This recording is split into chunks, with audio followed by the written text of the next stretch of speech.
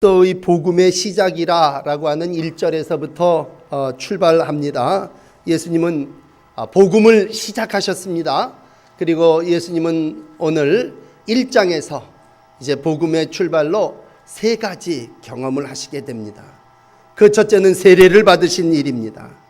요한에게 세례를 받으시고 라고 하는 9절의 말씀입니다. 두 번째로는 성령을 받으신 일입니다. 성령이 비둘기같이 요한에게 예수님께 임하게 됩니다. 세 번째로는 사단에게 시험을 받으셨습니다. 복음을 시작하신 예수님은 이제 이 세 가지 세례와 성령과 시험을 경험하셨습니다. 오늘 복음을 전파하기 전에 먼저 복음의 시작이신 예수 그리스도를 다시 한번 만나시는 여러분들이 되시기를 바랍니다. 우리가 예수를 믿는다고 하는 건 첫째는 세례를 받는 것입니다. 둘째는 성령을 받는 것입니다. 세 번째는 시험을 받는 것입니다. 우리가 세례는 받겠습니다. 어떤 분들은 세례 받는 것 자체도 주저하시는 분이 계시지만 다 세례를 받아 하나님의 자녀가 되고 교인이 되겠습니다. 약속하고 세례를 받으십니다. 그럴 때에 또 우리는 성령이 우리 가운데 비둘기같이 임함을 경험하게 됩니다. 그 어떤 분들은 거기까지 영적 생활인 줄 아는데 반드시 성령은 예수를 광야로 몰아내면서 또 시험도 받게 하십니다. 이 시험의 의미를 뒤에도 설명을 하겠습니다만 우선 우리가 시험이 없으면 얼마나 좋을까 그런 생각을 하면서 신앙생활을 하는데 여러분 시험이 없는 신앙은 없습니다. 그러므로 성령과 시험이 함께 있을 때 우리는 시험을 이기고 천사의 수종을 드신 예수님을 진정 우리 삶 속에 경험하게 될 줄을 믿습니다.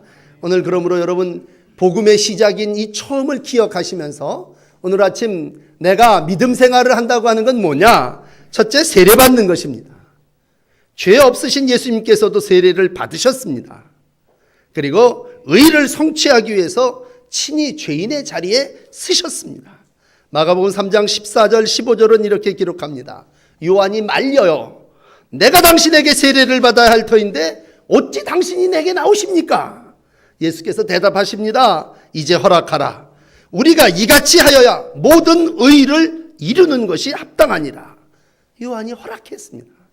그러니까 예수님께서 세례를 받으신 이유는 모든 의를 이루기 위해서 하나님의 역사를 이루기 위해서 내가 죄 없는 몸으로 이 땅에 왔지만 나는 세례를 받는 것이 합당하다고 하는 것입니다.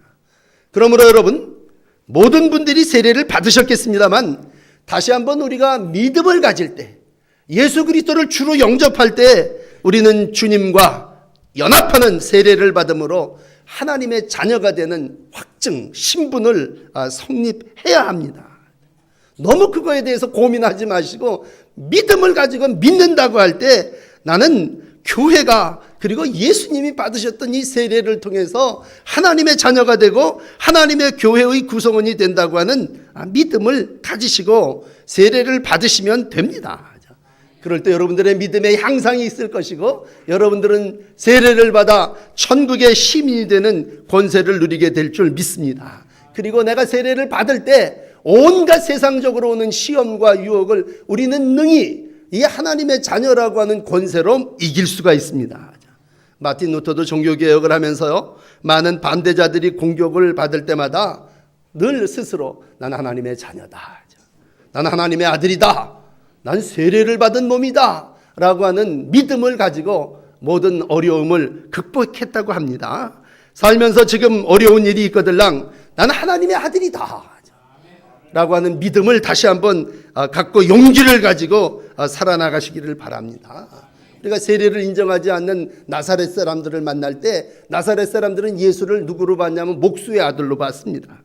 그들도 은혜 받지 못했고 예수님도 거기서 능력을 나타내지를 않았습니다.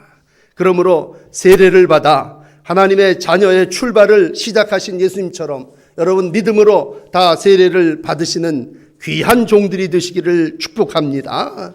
두 번째 예수님께서 받으신 것은 성령입니다. 세례를 받고요 물에서 이렇게 올라오는데 하늘이 갈라집니다. 그리고 보여지고 들려지는 음성을 경험하게 됩니다. 이게 예수님이 경험하신 성령 강림, 성령 체험의 역사입니다. 하늘에서 그에게 음성이 들려오기를 뭡니까? 너는 내 아들이라. 세례받고 올라온 예수님을 향해서 성령께서 음성으로 들려주셨다면 너는 내 아들이다.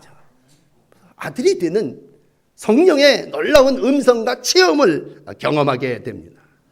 그러므로 아들이 된다고 하는 것, 세례를 받고 성령 역사를 이루어 나간다고 하는 건 뭡니까? 우리가 아들이 된다고 하는 의미를 세 가지로 생각한다면, 첫째는 한 혈통을 이루게 된다는 것이고, 보호, 보육, 양육을 받게 된다고 하는 것이고, 더 감사하게는 상속과 기업을 유산으로 받게 된다고 하는 것입니다. 여러분, 하나님의 자녀가 되는 건 뭐예요? 아버지의 혈통을 갖는다고 하는 것입니다. 하나님의 형상인 하나님의 모습을 세례받고 하나님의 형상을 회복하게 되고 하나님과 하나 되는 관계를 이루어 나가게 되고 하나님의 형상을 닮은 자로 삶을 살아 나가게 된다고 하는 것입니다. 두 번째로는 하나님이 나를 책임져 주시고 부양해 주시고 가르쳐 주시고 인도해 주신다고 하는 겁니다. 아버지의 역할은 뭡니까? 부양할 책임이 있습니다. 아들은 뭡니까? 부양받아야 될 권리가 있습니다. 그러므로 무엇이든지 아버지께 청구할 권리가 있습니다. 아버지 10,000원만 주세요. 내가 너한테 왜 10,000원을 줘야 되냐? 아버지니까 줘야 된다는 거죠. 아버지니까 나에게 줘야 되고 아버지는 나를 부양할 책임과 의무가 있지 않으십니까? 이런 얘기죠. 그렇습니다. 우리가 자녀가 된다고 하는 건 하나님의 손에서 모든 사랑과 양육과 또 부양과 이런 것을 누릴 수 있다고 하는 것입니다. 더 감사하고 놀라운 것은 아들이 된다고 하는 것은 상속된다고 하는 것입니다. 유산 정도가 아니라 기업을 상속받는다면 하나님의 나라가 기업입니다. 누가복음 15장 31절에 큰아들에게 얘기합니다. 아버지가 이르되 예 너는 나와 항상 있으니 내 것이 다 내 것이로다. 자녀가 된다고 하는 건 내 것이 다 네 것 아니냐 이런 얘기죠. 내가 너를 보호하며 너로 백성의 언약을 삼으며 나라를 일으켜 그들로 황무하였던 땅을 기업으로 상속해 하리라. 아들의 영을 우리 마음 가운데 보내사 아빠 아버지라 부르게 하셨느니라. 그러므로 이제는 네가 종이 아니요 아들이니 아들이면 하나님으로 말미암아 유업을 받을 자니라. 갈라디아서 4장 7절의 말씀입니다. 그러므로 우리가 하나님의 자녀가 된다고 하는 건 상속권을 받게 된다는 것이고 유업을 이어간다는 얘기입니다. 예수님은 세례를 받을 때요 하늘로부터 음성이 들려 눈으로 보여지는 게 뭡니까? 넌 이제 하나님의 형상을 가진 자다. 너는 이제 모든 백성들 속에 나의 아들로 하나님의 거룩한 일을 선포하며 아버지의 상속 유업을 이을 자다라고 하는 확신을 갖게 됐습니다. 그게 뭡니까? 소리로 들려오는 것. 세례를 받을 때 소리로 너는 내 사랑하는 아들이라. 내가 너를 기뻐하노라 라고 하는 말씀으로 오늘 인정해 주시고 하나님의 자녀로 확신 갖게 하는 성령의 역사를 경험하게 됩니다. 여러분 그러므로 예수님은 이 일을 통해서 무슨 절차를 밟으신 게 아니라 창조의 일을 시작하며 공생의 일을 시작할 때 요한은 그를 보고 요한복음 1장 29절에 이렇게 얘기하죠. 세상 죄를 지고 가는 하나님의 어린 양이로다. 하나님의 영이 그에게 임함을 보고 하나님의 영이 그를 통해서 역사함을 보고 야 하나님께서 보내주신 세상의 모든 죄를 감당하는 어린 양이로다 인정을 하게 돼요. 심지어는요 우리가 이제 복음서를 계속 읽어 나가겠습니다만 예수님께서 이러한 일들을 행할 때 어떤 사람은 이방인들도 백부장도 그렇게 마가복음 제일 끝에 얘기하죠. 진정 저는 하나님의 아들이다. 여러분 읽어 나가면서 이제 귀신들에 대한 얘기를 몇 번 만납니다만 귀신들도 꼭 얘기하죠. 하나님의 아들이로소이다. 이 얘기는 뭡니까? 귀신도 이방인도 모든 사람도 예수를 하나님의 아들로 세례받고 올라오실 때 인정하시고 그 모든 역사를 이루어 가신다고 하는 것입니다. 여러분 오늘 아침 우리가 우리의 삶 속에서 참 기분 나쁠 때가 있습니다. 그건 뭐 배가 고파서 기분 나쁜 게 아니라 무시당해서 기분 나쁩니다. 왜 싸웁니까? 심지어는 그게 왜 살인까지 갑니까? 아무 일도 아닌데 저게 나를 무시해버린다는 거죠. 무시당한 것을 우리는 견딜 수 없습니다. 그러므로 누구나 사람들의 마음 욕구 속에는요, 인정받으려고 하는 욕구를 가지고 있습니다. 그건 저도 마찬가지입니다. 목사를 목사로서 인정해달라는 얘기고, 우리가 하나님의 자녀면 하나님의 자녀로서 또 인정해달라는 거고, 우리가 직장에서 과장으로 일을 하고 있으면 내가 하고 있는 일에 대해서 인정해달라는 얘기입니다. 이제 5월을 시작합니다만 우리의 가정 속에서 이 일은 더 심각합니다. 가장으로서, 아버지로서 인정받지 못할 때, 또 아들이 아들로서 인정받지 못할 때 그건 심각한 어려움을 받게 됩니다. 여러 가지 과정을 거쳐서 우리가 사람을 세웁니다. 어떤 사람은 뭐 청문회를 하고 뭘 하고 탄핵을 하고 저 사람은 안 된다. 왜? 인정을 못 하겠다는 거죠. 그러나 우리가 사람을 세우는 일을 놓고 볼 때 참 중요한 건 영적으로 신앙생활을 하면서 예수님의 첫 발자국 복음의 시작은 하늘에서 음성이 들려서 너는 내 아들이다. 내가 너를 기뻐한다. 하나님께서 그를 인정해 주셨습니다. 여러분 모두가 하나님의 인정받는 자녀이라고 하는 확신을 가지시기를 축복합니다. 이야기 하나를 들려드리겠습니다. 6.25 사변과 나의 어머니라고 하는 글입니다. 초등학교 6학년 때 6.25 사변이 일어났습니다. 아버지가 머리를 쓰다듬으면서 한강 이남으로 이제 피난을 가면서 야 엄마 말 잘 듣고 네가 아들이니 집안을 잘 지켜야 된다. 그리고 아버지는 강을 건너 남쪽으로 내려가셨습니다. 그에겐 여동생 5살 먹은 아이가 있고 남동생 전목이가 있습니다. 인민군 치하에서 한 달 고생을 해도 국군이 다시 서울을 찾아오려고 하는 소망이 보이질 않습니다. 어머니는 견디다 못해서 야 아버지가 계신 남쪽으로 우리도 가야 될 것 같다. 세 형제를 데리고 보따리를 싸들고 남쪽으로 내려갑니다. 일주일을 내려가니까 평택에 건너 바닷가의 작은 마을에 돌아. 너무나 인심이 사납고 사람들이 맞이하지 않아요. 헛간에서도 재워주질 않습니다. 흙담 골목 끝에 가만히 두 장을 세워놓고 거기서 잠을 자고 아침에 그 갯바닥에 나가 새우를 잡고 그리고 호박죽을 끓여서 견디다 어머니가 결심을 합니다. 이거 남쪽으로 내려간다고 해도 아버지를 만날 희망이 있는 것 아니니 다시 우리 서울 쪽으로 돌아가자. 그리고는 그날 어머니가 신주단지처럼 여겼던 재봉틀을 가지고 나가시더니 쌀하고 바꿔왔습니다. 그리고는 그 쌀을 이제 6학년 된 아들에게 주면서 너 이거 끈으로 꽁꽁 묶고 우리 이걸 가지고 다시 서울로 가자. 하루를 걸어 수원쯤 왔습니다. 그리고 산길을 가로지러 갈 때 어떤 30쯤 먹은 청년이 오더니 얘기합니다. 야 얼마나 무겁니? 내가 그거 너 들어줄게. 내가 져줄게.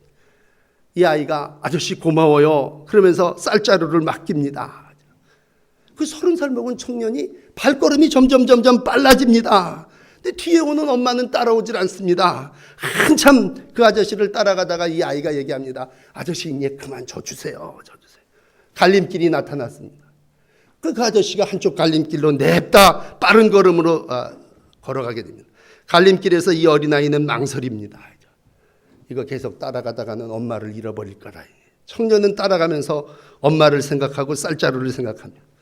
그러다 결국은 그 자리에서 푹 주저앉아 있게 됩니다. 얼마 뒤에 한참 지나서 엄마가 따라옵니다. 등에 쌀자루가 없습니다. 엄마 얼굴이 아주 창백해지면서 머리를 껴안고 얘기합니다. 야 쌀자루 어떻게 했냐. 어쩌어쩌해서 어떤 아저씨가 들어준다고 해서 탔는데 그 아저씨가 앞으로 내뺐습니다. 참 막막하죠. 그때 그 어머니가 그 아들을 안으면서 이렇게 얘기합니다. 내 아들아 너 너무 영리하고 똑똑하구나. 어쩜 넌 애미를 잃어버리지 않았냐. 울면서 얘기합니다. 그날 밤에 농가 마루에서 하루를 자면서 그 어머니는 어디서 새끼손가락만한 고구마 2개를 얻어다가 먹이면서 또 얘기합니다. 내 아들이 영리하고 똑똑해서 이젠 우리가 아버지를 만날 수 있을 거다. 이 아들의 생각에는요, 생명 같은 쌀자루를 잊어먹었습니다. 얼마나 미안하고 바보 같은 짓을 했는데 어머니는 2번, 3번 반복해서 내 아들이 영리하고 똑똑해서 어미를 잃어버리지 않고 아버지를 만날 수 있게 됐다는 얘기입니다. 그러면서 그 아이 마음속에 영리하고 똑똑한 아이가 돼야 된다고 하는 소원이 생겼고 그는 분명한 공부의 목적을 가지게 됐습니다. 엄마의 그 한마디가 정신적인 지주가 됐다고 고백합니다. 누구의 글이냐면 서울대 명예교수인 박동규 교수의 글입니다. 그 글 속에서 어머니는 박목월 시인의 아내입니다. 정말 힘들고 각박하고 절망적인 상황 속에서 수없는 질책과 야단을 맞아야 되는 순간이지만 영리하고 똑똑해서 너가 엄마를 잃어버리지 않았다. 쌀자루 따라가지 않고 엄마를 기다린 건 넌 정말 영리하고 똑똑해서라고 하는 이 한마디의 칭찬이 그의 글입니다. 나의 인생을 바꿨다고 고백하고 있습니다. 늘 그렇습니다. 우리가 호되게 야단 맞고 책망 듣습니다. 늘 우리는 저 같은 경우도 온갖 욕설을 들으면서 왜 자식들한테 그렇게 욕을 퍼대셨는지 하여튼 입에 담지 못할 얘기들을 들으면서 살아왔습니다. 우리가 그렇습니다. 욕먹고 악하고 추한 모습에도 불구하고 주님은 우리가 세례받을 때 확실히 예배의 부름에도 여러분들에게 선포해 드렸지만 너는 내 아들이다.